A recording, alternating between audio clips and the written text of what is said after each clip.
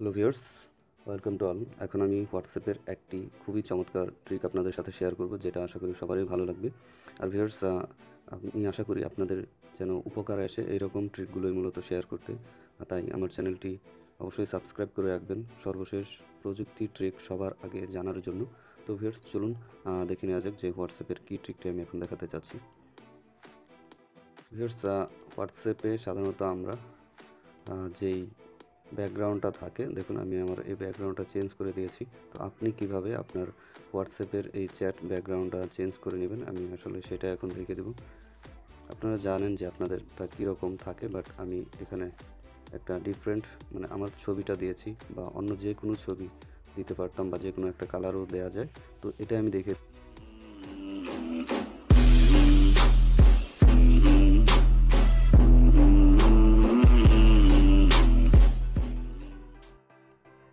Viewers, আপনাদের হোয়াটসঅ্যাপে সাধারণত চ্যাটের ব্যাকগ্রাউন্ডটা এইরকম থাকে, এই যে এরকম।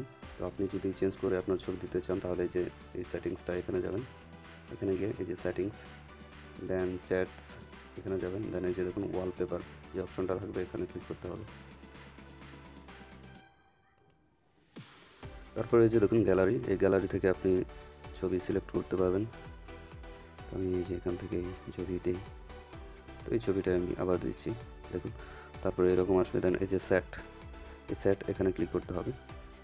তাহলে এই ছবিটা এই যে দেখুন ওয়ালপেপার সেট হয়ে গেছে। আবার আপনি যে কোনো সময় এটা চেঞ্জ করতে পারবেন। এখানে গেলে এই যে ডিফল্ট দিলে আগের জায়গায় চলে আসবে সলিড কালার, এখানে শুধু কালার থাকবে। আর যদি কোনো ওয়ালপেপার না দিতে চান সেটা দেবেন। তো চলুন দেখে নেওয়া যাক যেটা কীরকম হয়েছে।